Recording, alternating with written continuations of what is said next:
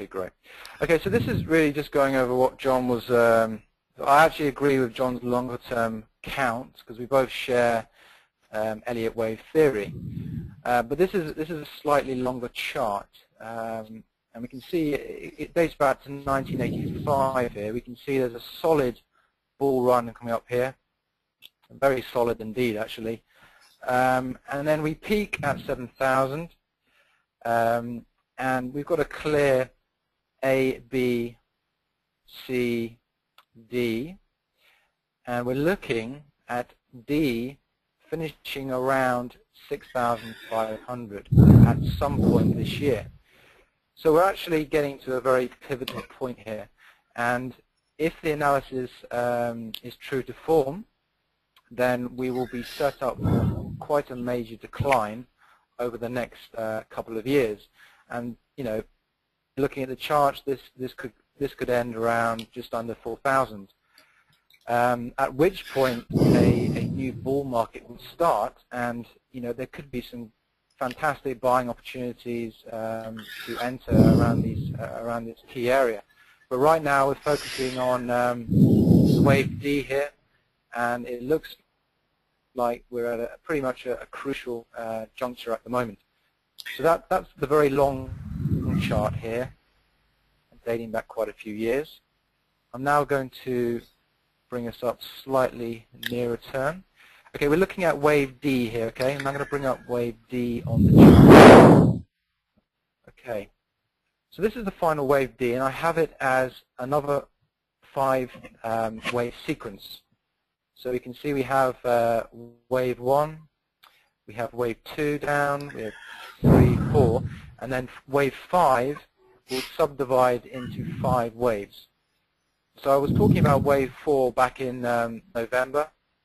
In fact, this chart was from November to my subscribers, and I had a target of around 6,200, but it could extend. It could extend a little bit further, depending on the outcome of the impending decline. So that's the medium-term picture. So we looked at the long term, we've looked at the medium term. We know we're at a pivotal point. Let's look at the let's look at live action on Friday. Okay, so this is pretty much up to date. This is the close last night. Now, subscribers will know that I was looking for a key point here. I was calling a top at 6,090, and I was looking for a decline to around 5,850, and this would take the form of an ABC. So we'll be coming down here. This is the A, this is the B, and I would have the C coming all the way down here to around 5,850, 5,820. So not a massive correction, but you know, it then could extend up to around 6,500. However, for this to come in play, we need to see the right price action. Now, it's all very well having Elliott wave as a guide, but if the price action doesn't tie in, then you know, I'm not going to take the trade. So Friday looked pretty positive for the wave count. We started to fall off here, and so you know, above 6,000, and we fell to the lows were, I think they were around 45 on that day, 5,945. So by selling off yesterday, we filled a closing gap which had been left open at 5,956. At this point in time, I was looking for a weak correction and a close below 6,000. Now remember, 6,000 is a key psychological level.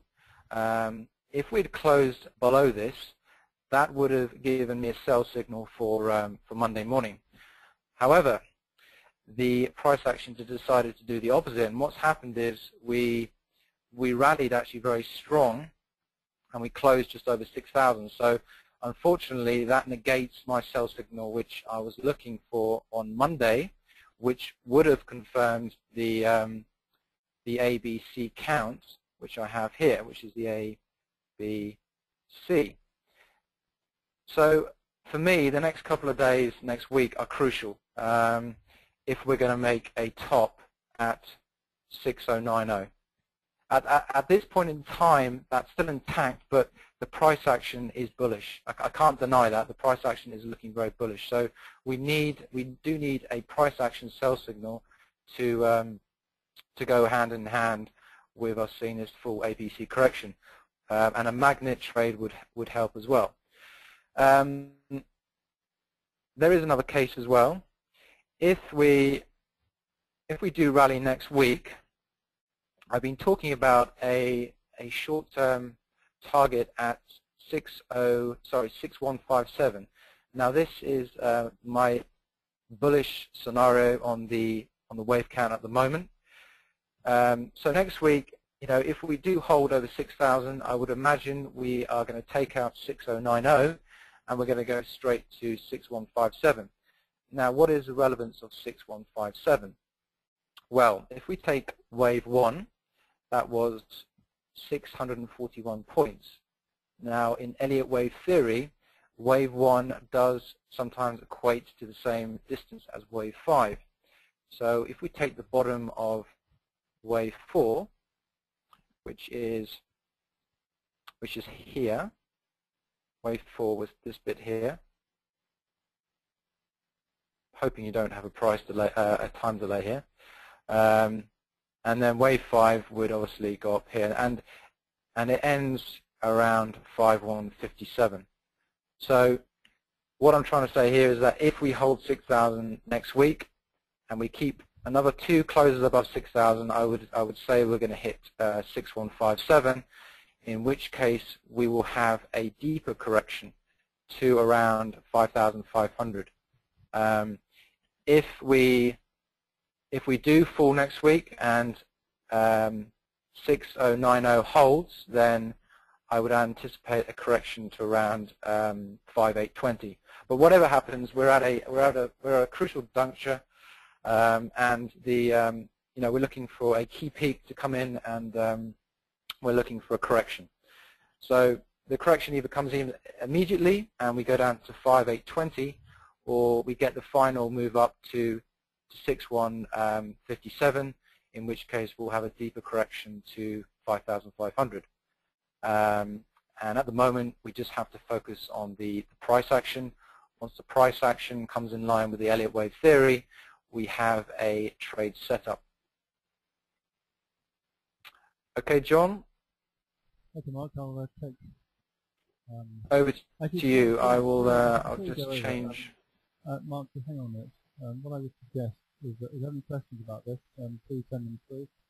I have to say the question technique here is not terribly good. It's very difficult to see the question. I can't really expand that part of the control panel. What I suggest is that if you have any questions now, then please ask them now, because as they come in, I can respond to them.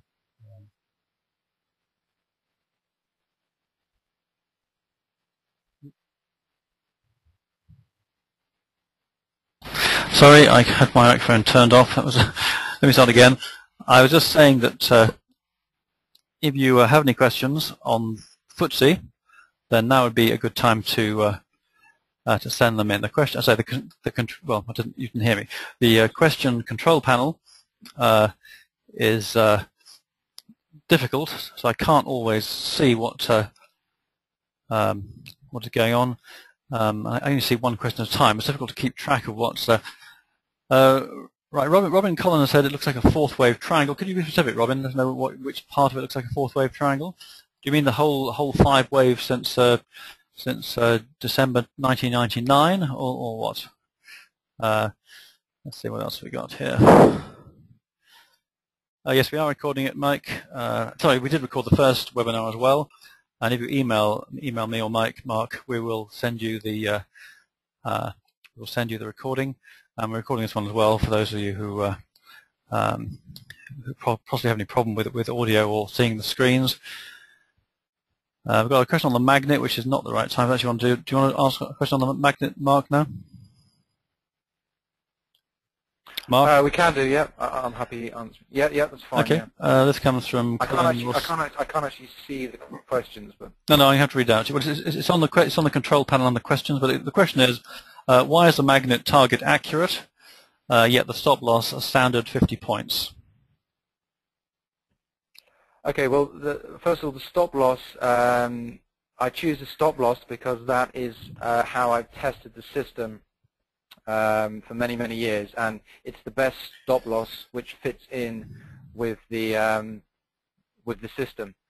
So I mean, it could tie in with the average true range of the FTSE, which is the medium of where the FTSE moves daily.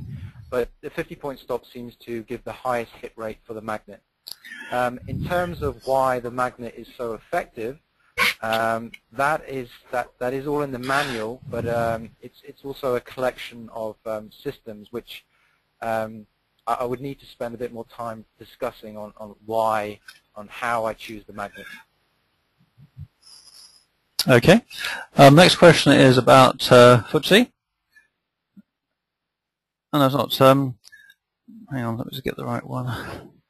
Okay, the triangle, the four-wave triangle, is since the recent top.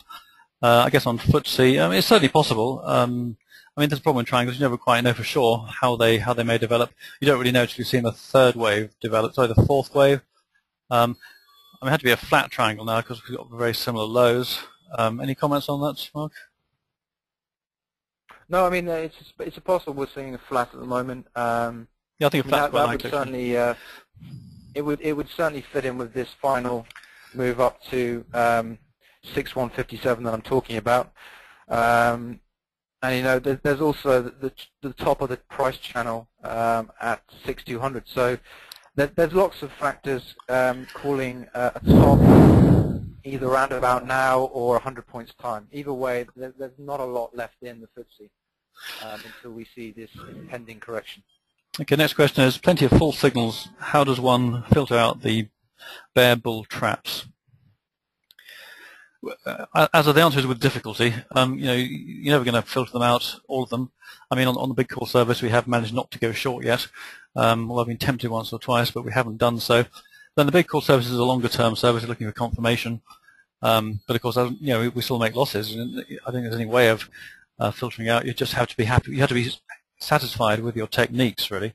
Work with it, get to know it, prove it's right, and you'll still always get losses, and there's no way you can avoid that. But I can't say much more. Any comments, Mark? Well, I mean, it comes down to systems as well. I mean, personally, when I trade the FTSE, I'm combining analysis with systems like the magnet. So if my analysis is pointing upwards, and I have a magnet trade going upwards as well, then that will enter me short. However, if my analysis is pointing upwards, but I've got a counter signal on my system, then I'm not going to enter that trade. So it does help having two viewpoints rather than just relying on analysis. The FTSE is very renowned for producing bull and bear traps.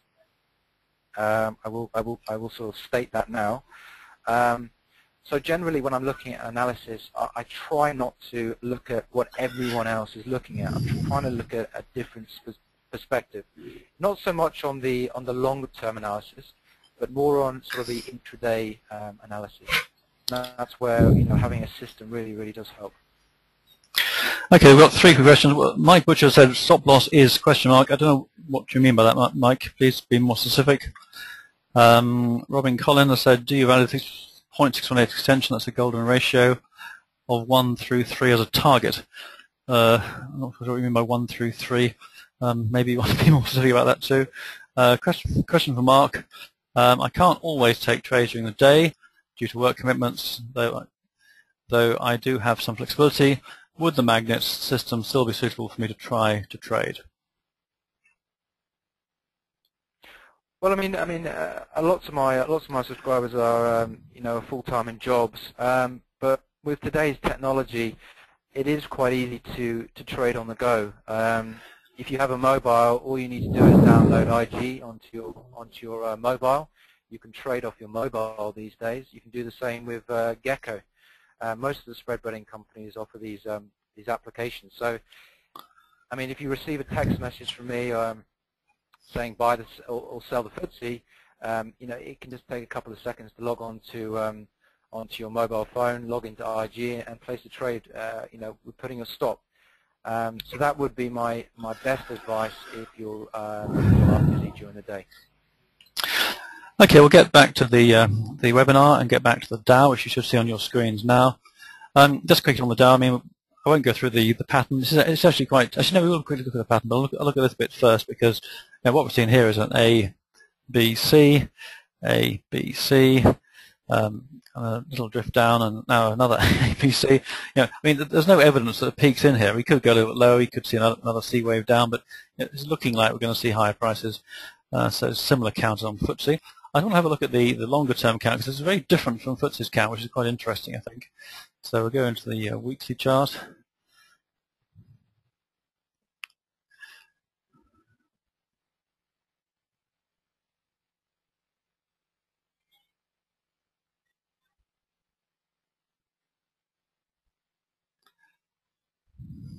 Okay, we're almost there. Sorry, there is this. I guess there's a time lag. Unfortunately, there's nothing I can do about the time lag. It's I have no idea why it's happening, but hopefully it's not disturbing it too much.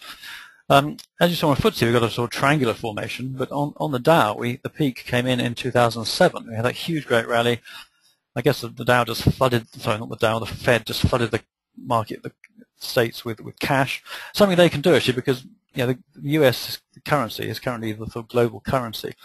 So they can flood themselves with the currency, whereas if somebody else tried to do it, they'd still have to pay money back in dollars, and that wouldn't be such a great idea. But of course the dollar is immune to that problem. They never have to pay back in anything else but dollars. So it's something that other countries can't do, at least not to the same extent, I don't think. I think that accounts for this huge, great rally.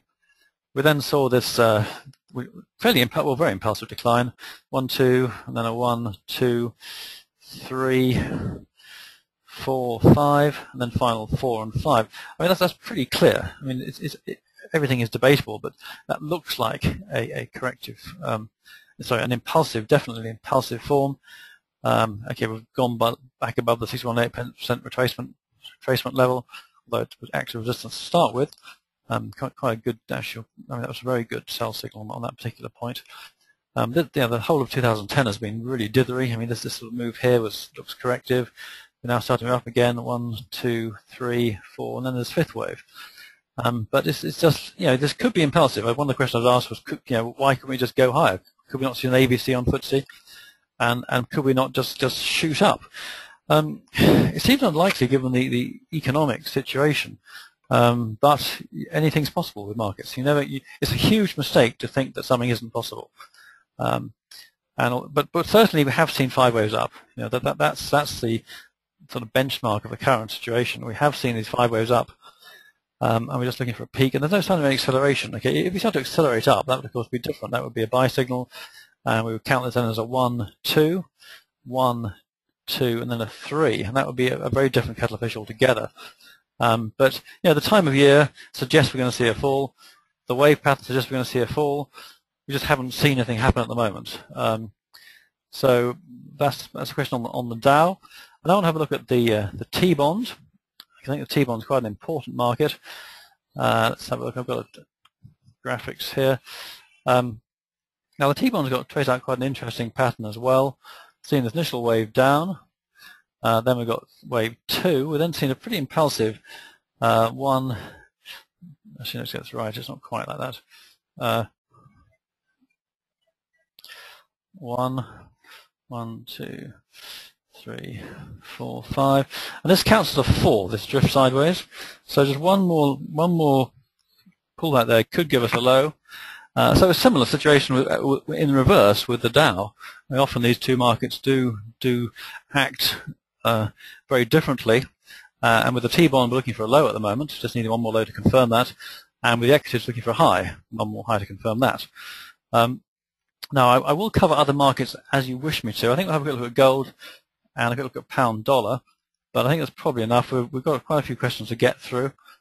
So let me just stick up I'll stick up gold first. I'll move this out of the way. You probably can't see that, but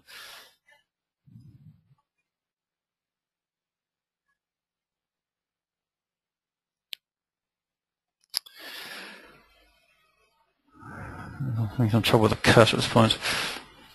Keeps jumping around. Okay, this is gold from the drawing tool. I mean, the question is again, has gold peaked? I mean, fundamentally, there's no reason why it should peak because the QE goes on. May have to continue indefinitely. Gold could up and up and up, but that ignores one of the important factors of any market, and that is that news comes in and it affects the price. All this good news that could go forwards could be in the price already. The fact that the fundamentals remain positive is completely irrelevant in that sense. It's rather like the earnings of a company coming out, fantastic earnings, and the share price going down. And the reason is very simply that all those fantastic earnings was in the price already. So it doesn't have an effect on the market. So I think we could fall back, but at the moment we've got an A, B, C, an A, B, C, and so this could be an important low. In fact, the rally has not done much to set the world on fire, but the alternative is it could go a little bit lower. I think there's certainly potential for this decline to continue a bit further, but I think it's corrective. I think it will be a buying opportunity. We'll just have a look at the rally just to show you what it's done so far, which is not very much. Okay, so is that all it's done? No, let me just condense that. It's done a bit more than that. So it hasn't been. It showed a bit of force, and now it's collapsed again, and it looks like it's going low, to be honest. Although again we've got an ABC, but these things aren't completely definitive. In fact, there could also be a 1, 2, 1, 2, 3, 4, 5. So but I think it looks like we're going to see lower prices on gold. Okay, so now we'll go through to pound dollar. If I can find the right part of the. I'll also do a pound euro by request.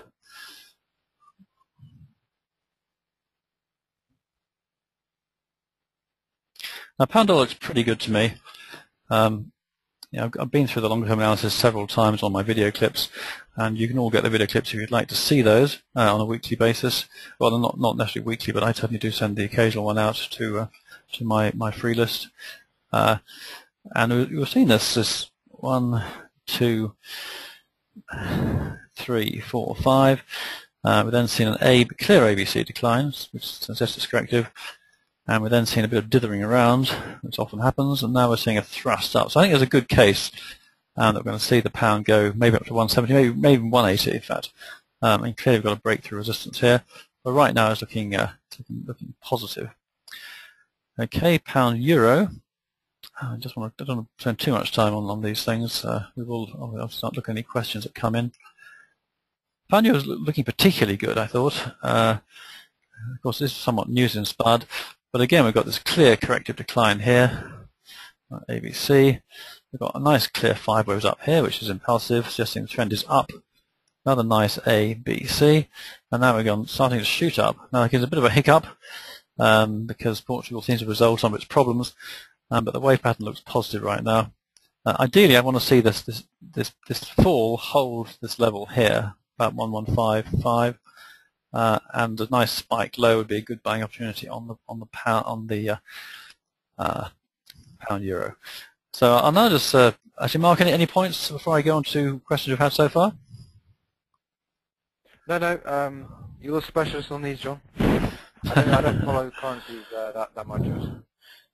Okay. And we've got another somebody saying that the graphics are not keeping up. I'm sorry, that's something we can't do anything about, but thank you for letting us know. What is a T-bond? Okay, a T-bond is the US Treasury. It's like the UK gilt. The T-bond, I think, is 30 years, long-term bond, and it's the major bond in the world. The UK gilt is obviously important to the UK, but the Treasury market is a huge market in the States. Slow down, okay. All right, so I've got a few more questions. Wave 1 through 3. It could be a triangle, it's possible. I think it's more. I mean, right now I'd say it's not. Was that what you said? Sorry, I'm sorry, Robin. I'm not really following this. It's rather difficult to keep track without a full question in one go. Right, Ken. I know that IG and CMC have mobile apps. Do you know any others? I don't actually. Do you know, Mark? Gecko do one. Oh, do they? Is that recent? Yeah, Gecko just launched. Yeah, they've just launched one. So yeah, IG, Gecko, CMC. I think they're the main ones. Capital Spreads might introduce one shortly, I would imagine. But certainly the main ones are Gecko and IG. Okay. Collis Ross Jones has asked which, in our opinion, leads the FTSE or the Dow. I don't believe either leads. I believe there's a global trend which leads everybody. But certainly, as the Dow opens, they look to see how FTSE is doing, and they've got other European markets. And as FTSE opens, they look to see how the Dow is doing. So it can give the impression that one leads the other, and of course Nikkei has an effect too. But in my view, it's all a global trend, and this idea that one leads the other. I mean, certainly, obviously, the Dow is a bigger market, so it probably has a bit more weight than FTSE. But I think it's a global trend that's important these days. Everything is so interlinked that it's almost bound to be the case. Okay. Have you any ups target in mind for the pound euro? Well, I think he's going to take out. Well, it looks like he's going to take out 124. I mean, it's sort of the sky's the limit a bit. It looks like it could be a substantial move. I haven't really got a target in place. I don't tend to use targets. I'd need to go through. It's something. If you email me, I'll deal with in one of my reports because it's difficult to. I don't want to spend too much time going through the charts again because we must move on really. I'm already talking too fast, so I must slow down. Do you think we will see the bond vigilantes after more dollar QE on the T-bond? I think the T-bond is destined to fall quite sharply, probably. I mean, we have got a possible. Okay, we need one more decline, give us a fifth wave decline. Corrective rally could last a few months, and then yes, I think we could well see. I'm not sure about the vigilantes, but I think the bond market may well fall back, but not just yet, probably. Okay, next question. Does Citi's next mobile app? Mark, do you know? So repeat that question. Sorry, does City Index offer a mobile application? I don't know. I'm sorry, Garnet. I've never used their application. Okay, next question. Thanks, John. Okay, that's good. Thanks, my pleasure. Next question. What would be the target of the FTSE after this correction? Well, it depends if it goes up or down, really. I mean, if it goes down, I mean, let's say it is a correction, that it goes down to 5,500, then I'd look for the triangle as the first target. So I think I said about 6,700 something, 6,700, 6,750. That would be the target I'd be looking at. But new highs are not impossible. Once you get that high, then that's. No, I agree with that. I mean, it all depends on this peak at the moment. If we can keep it 6,090, then a fall to at least 5,850, at 5,820 is on the cards, and we'll most likely rise from there. But if we do go on to hit 6,157, or maybe slightly more, then we're going to get a deeper retracement. So we need to see the levels, and then we can calculate where the next wave up will be. Okay, that finishes that section. So we're now going to go on to tunnel trader questions and other questions. Okay, I've got a few pre-asked questions here, which.